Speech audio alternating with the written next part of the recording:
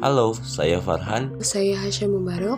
Saya Feby. Saya Fitriana Novianti. Kami dari Kelompok kelompok 11. Di sini, kami akan menjelaskan tentang pemikiran George Herbert Mead, yaitu interaksi simbolik.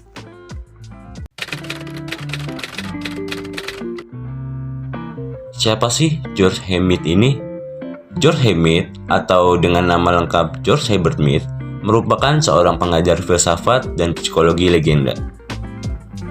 George Herbert Mead lahir di South Hadley, kota Massachusetts, Amerika pada 27 Februari 1863. Dia adalah dari seorang clergyman minister bernama Hiram Mead yang juga adalah seorang pendeta gereja kongregasional serta juga mengajar sebagai profesor di seminar teologi di Oberlin College di Ohio.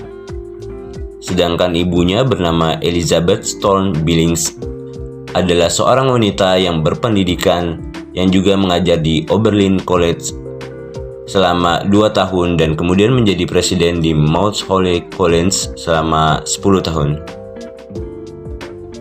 Melalui kedua orang tuanya, Mead mewarisi Puritanisme New England.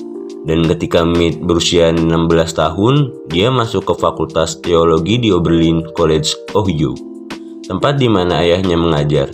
Dan Mead mendapatkan gelar sarjananya pada tahun 1883 dari Oberlin College. George Herbert Mead memiliki pemikiran yang mempunyai sumbangan besar terhadap ilmu sosial dalam perspektif teori yang dikenal dengan interaksional simbolik, yang menyatakan bahwa komunikasi manusia berlangsung melalui pertukaran simbol serta pemaknaan simbol-simbol tersebut. Mead menempatkan arti penting komunikasi dalam konsep tentang perilaku manusia, serta mengembangkan konsep interaksi simbolik bertolak pada pemikiran Simmel yang melihat persoalan pokok sosiologi adalah masalah sosial.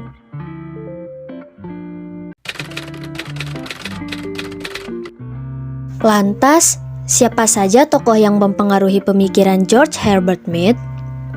Yang pertama ada Charles Darwin. Pemikiran Mead tentang teori Darwin adalah bahwa pikiran atau kesadaran manusia sejalan dengan kerangka evolusi dari teori Darwin. Mead melihat bahwa pikiran manusia sebagai suatu hasil yang muncul melalui proses evolusi yang ilmiah, dan pikiran tersebut akan terus berkembang sejalan dengan dinamika yang muncul serta prosedur yang telah dilewati. Yang kedua, ada William James. George Herbert Mead juga diilhami oleh para tokoh filsafat dan psikologi seperti William James, di mana James adalah orang pertama yang mengembangkan konsep self atau diri secara jelas. Menurut James, manusia mempunyai kemampuan untuk melihat dirinya sebagai objek, dan dalam kemampuan itu, manusia bisa mengembangkan sikap dan perasaan terhadap dirinya sendiri. Ia juga dapat membentuk tanggapan terhadap perasaan dan sikap tersebut. James mengakui pentingnya kemampuan dalam membentuk cara pandang seseorang dalam menanggapi dunia di sekitarnya. Lalu yang ketiga ada John Dewey, yang merupakan tokoh filsuf pendukung utama pragmatisme. Dewey memusatkan perhatian pada proses penyesuaian manusia terhadap dunia. Menurutnya, keunikan manusia muncul dari proses penyesuaian diri dengan kondisi hidupnya. Dewey menegaskan bahwa yang unik dalam diri manusia adalah kemampuan untuk berpikir. Konsep Dewey memang tentang pikiran sebagai suatu proses penyesuaian diri dengan lingkunganlah yang mempengaruhi Mead. Dewey telah menunjukkan bahwa pikiran timbul dari interaksi dengan dunia sosial. George Herbert Mead terinspirasi dengan konsep dari dua filsuf tersebut, dikarenakan Mead mempunyai intensitas kedekatan yang cukup sering dengan aliran psikologi khususnya behaviorisme. Lalu yang keempat, tokoh yang mempengaruhi pemikiran George Herbert Mead adalah Max Weber. Max Weber mengemukakan bahwa antara individu yang satu dengan individu yang lain berinteraksi satu sama lain diwujudkan dengan adanya suatu tindakan maupun perilaku. Namun, Tidak semua tindakan ataupun perilaku individu adalah suatu manifestasi yang rasional. Rasionalitas hadir dalam diri seorang individu dengan terlebih dahulu melewati proses pemikiran, di mana makna dari sebuah pemikiran adalah sesuatu yang penting dalam mengerti manusia, di mana pemilikan karakter-karakter ini membuat esensi berbeda dengan perilaku binatang. Dan Max Weber membuat klasifikasi tentang tipe-tipe tindakan sosial dengan menggunakan konsep dasar rasionalitas, yaitu adanya tindakan yang rasional dan non-rasional. Menurut Weber, tindakan rasional dihubungkan dengan kesadaran dan pilihan bagaimana tindakan tersebut direalisasikan.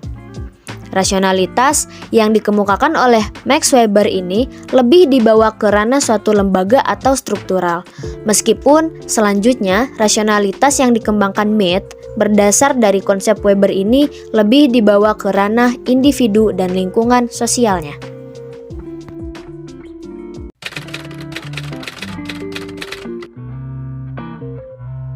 Bagaimana dan apa saja konsep dan pemikiran dari George Herbert Mead? Mead mengemukakan bahwa dalam teori interaksi simbolik, ide dasarnya adalah sebuah simbol, karena simbol ini adalah suatu konsep mulia yang membedakan manusia dari binatang. Simbol ini muncul akibat dari kebutuhan setiap individu untuk berinteraksi dengan orang lain. Dan dalam proses berinteraksi tersebut, pasti ada suatu tindakan atau perbuatan yang diawali dengan pemikiran. Lantas, apa saja konsep yang mendasari teori interaksi simbolik tersebut? Yang pertama, ada tindakan. Perbuatan bagi George Herbert Mead adalah unit paling inti dalam teori ini, yang mana Mead menganalisa perbuatan dengan pendekatan behavioris serta memusatkan perhatian pada stimulus dan respon. Mead mengemukakan bahwa stimulus tidak selalu menimbulkan respon otomatis seperti apa yang diperkirakan oleh aktor, karena stimulus adalah situasi atau peluang untuk bertindak dan bukannya suatu paksaan.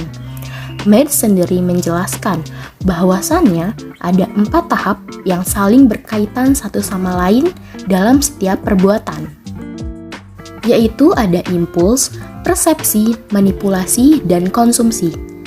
Impuls sendiri merupakan reaksi yang paling awal di mana dia berfungsi untuk dirinya sendiri.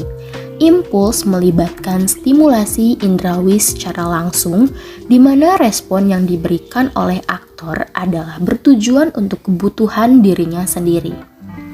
Persepsi, di mana ialah pertimbangan, bayangan maupun pikiran terhadap bagaimana cara untuk bisa memenuhi impuls. Dalam tahap ini, aktor memberikan respon atau bereaksi terhadap stimulus yang berkaitan dengan impuls tadi.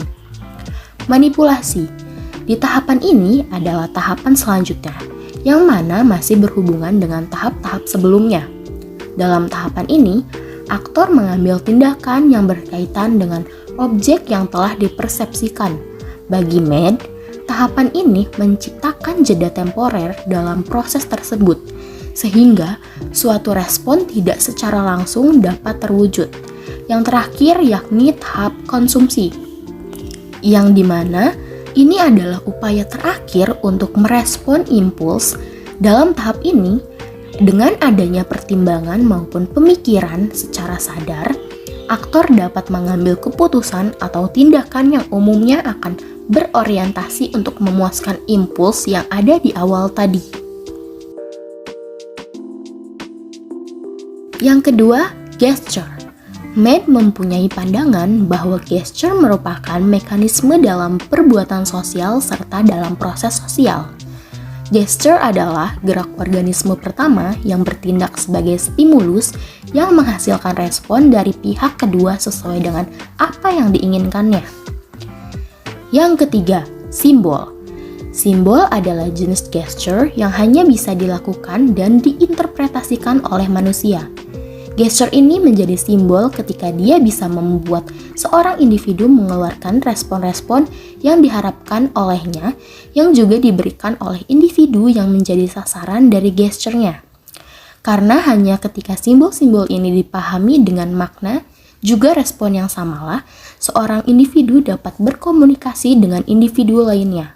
Dalam teori George Herbert Mead, fungsi simbol adalah memungkinkan terbentuknya pikiran, proses mental, dan lain sebagainya. Yang keempat, yaitu ada mind atau pikiran. Pikiran menghasilkan suatu bahasa isyarat yang disebut simbol. Simbol-simbol yang mempunyai arti tidak hanya berbentuk gerak-gerik atau gestur, tetapi juga bisa dalam bentuk sebuah bahasa. Dan kemampuan manusia dalam menciptakan bahasa inilah yang membedakan manusia dengan hewan. Bahasa membuat manusia mampu untuk mengartikan bukan hanya simbol yang berupa gerak-gerik atau gestur, melainkan juga mampu untuk mengartikan simbol yang berupa kata-kata. Kemampuan inilah yang memungkinkan manusia menjadi bisa melihat dirinya sendiri melalui perspektif orang lain, di mana hal ini sangatlah penting dalam mengerti arti-arti bersama atau menciptakan respon yang sama terhadap simbol-simbol suara yang sama. Akal budi atau pikiran juga sangat erat berkaitan dengan konsep arti sangat penting bagi Mead. Suatu perbuatan bisa mempunyai arti kalau seseorang bisa menggunakan akal budinya untuk menempatkan dirinya sendiri di dalam diri orang lain, sehingga dia bisa menafsirkan pikiran-pikirannya dengan tepat. Namun, Mead juga mengatakan bahwa arti tidak berasal dari akal budi, melainkan dari situasi sosial yang dengan kata lain, situasi sosial memberikan arti kepada sesuatu. Selanjutnya, yang keempat ada konsep self atau diri. Mead menganggap bahwa kemampuan untuk memberi jawaban pada diri sendiri layaknya memberi jawaban pada orang lain merupakan situasi penting dalam perkembangan akal budi. Dan Mead juga berpendapat bahwa tubuh bukanlah diri, melainkan dia baru menjadi diri ketika pikiran telah berkembang. Dalam arti ini, self bukan suatu objek, melainkan suatu proses sadar yang mempunyai kemampuan untuk berpikir, seperti yang pertama, mampu memberikan jawaban kepada diri sendiri, seperti orang lain yang juga mampu memberikan jawaban. Yang kedua, mampu memberi jawaban seperti aturan, norma, atau hukum yang juga memberi jawaban padanya. Yang ketiga, mampu untuk mengambil bagian dalam percakapan sendiri dengan orang lain. Dan yang keempat, mampu menyadari apa yang sedang dikatakan dan kemampuan untuk menggunakan kesadaran untuk menentukan apa yang harus dilakukan pada fase berikutnya. Bagi Mead, self mengalami perkembangan melalui proses sosialisasi. Dan ada 3 fase dalam proses sosialisasi tersebut, yakni ada fase play stage atau tahap bermain, yang dimana di tahap ini seorang anak memainkan peran orang-orang yang dianggap penting baginya, seperti idolanya. Fase kedua yaitu game stage atau tahap permainan, di mana dalam tahap ini seorang anak mengambil peran orang lain dan terlibat dalam suatu organisasi yang lebih tinggi. Yang ketiga yaitu generalized other, yaitu harapan-harapan, kebiasaan-kebiasaan, standar-standar umum dalam masyarakat. Dalam fase ini, anak-anak mengarahkan tingkah lakunya berdasarkan standar-standar umum serta norma-norma yang berlaku dalam masyarakat. Konsep kelima ada I and me. Inti dari teori George Herbert Mead yang penting adalah konsepnya tentang I and me, yaitu di mana diri seorang manusia sebagai subjek adalah I dan diri seorang manusia sebagai objek adalah me. I adalah aspek diri yang bersifat non-reflektif yang merupakan respon terhadap suatu perilaku spontan tanpa adanya pertimbangan. Dan ketika di dalam aksi dan reaksi terdapat suatu pertimbangan ataupun pemikiran, maka pada saat itu I berubah menjadi me. Mead mengemukakan bahwa seseorang yang menjadi me, maka dia bertindak berdasarkan pertimbangan terhadap norma-norma, generalized other, serta harapan-harapan orang lain. Sedangkan I adalah ketika terdapat ruang spontanitas, sehingga muncul tingkah laku spontan dan kreativitas di luar harapan dan norma yang ada. Konsep yang terakhir yaitu ada society atau masyarakat. Masyarakat dalam konteks pembahasan George Herbert Mead dalam teori interaksionisme simbolik bukanlah masyarakat dalam artian makro dengan segala struktur yang ada, melainkan masyarakat dalam ruang lingkup yang lebih mikro, yaitu organisasi sosial tempat akal budi atau mind serta diri atau self muncul.